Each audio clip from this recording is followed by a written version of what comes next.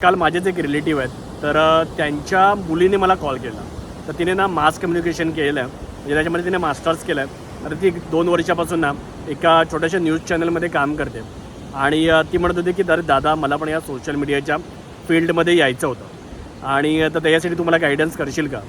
तर माझं ती अशी जेन्युइनली बोलणं झालं. तर मी तिला विचारलं की बाबा तू हे का करू इच्छिते. ओके, तर ती मला म्हणाले की दादा म्हणजे जॉब तर करते पण ॲज अ हॉबी म्हणून मला हे सगळं करायचं आहे. तर मी तुला म्हटलं बघ, हॉबी म्हणून करणार असेल ना तर बेटर आहे की अशी हॉबी निवड जसं काय पेंटिंग आहे किंवा जसं काय शिवणकाम आहे किंवा अशा प्रकारचं म्हणजे ट्रॅव्हलिंगची हॉबी आहे. पण सोशल मीडिया हे जे फील्ड आहे तर ते आता हॉबी म्हणून करण्यासारखं राहिलेलं नाही आहे. ओके, तर तुला याला एक जेन्युइन बिझनेससारखंच ट्रीट करावं लागेल. जर ते तू तसं नाही करू शकलीस तर डेफिनेटली तू याच्यामध्ये अनसक्सेसफुल होणार. तुला सक्सेसफुल व्हायचं असेल तर त्यावेळी तुला याच्यामध्ये ना पूर्णपणे लक्ष देऊनच काम करावं लागेल. जेव्हा मी तिच्याशी गप्पा मारत होतो तर त्यावेळी ही जी एक गोष्ट मला जाणवली की मला बघा, तिचं एक 24 वर्ष वय असेल आणि तिने ऑलरेडी मास्टर्स केलं आहे आणि एखादा जॉब करते आणि त्याच्यामध्ये ती I think salary was around 5,000 rupees.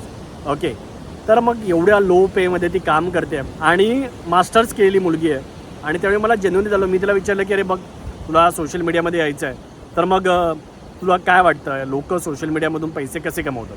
ती म्हणाली नो आयडिया, माहिती नाही मला. ओके, तर मी तिला विचारलं ती तू कोणाकोणाला फॉलो करते. तर ती म्हणाली की दादा तुम्हाला फॉलो करते मी. नंतर ती मला म्हणाली अंकिताला मी फॉलो करते आणि आय थिंक अजून 1-2 जणांची नावं घेतली तिने. तर मी तिला विचारलं की तुला आयडिया आहे का की मी कसे पैसे कमवतो किंवा अंकिता कसे पैसे कमवते. तर ते म्हणाले की नो आयडिया. सो म्हणजे आता कसं झालं आहे की सगळ्यांना सोशल मीडियावरती यायचं आहे पण सोशल मीडियावरती ना भुरळ पडली आहे की आपण फेमस होणार.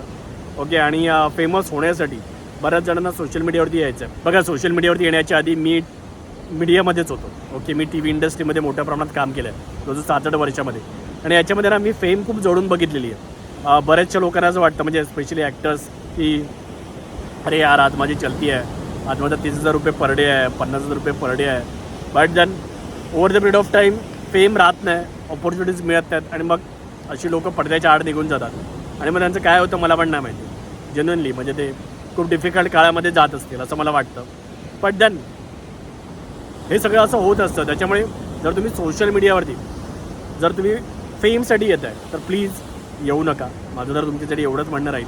सोशल मीडिया आता एक बिझनेस झालेला आहे आणि त्याच्यामुळे जर तुम्हाला याच्यामध्ये यायचं आहे तर तुम्हाला ॲज अ बिझनेस म्हणून आलं पाहिजे. संपूर्ण व्हिडिओ पाहण्यासाठी प्रगत लोके टॉक्सच्या यूट्यूब चॅनलला व्हिजिट करा.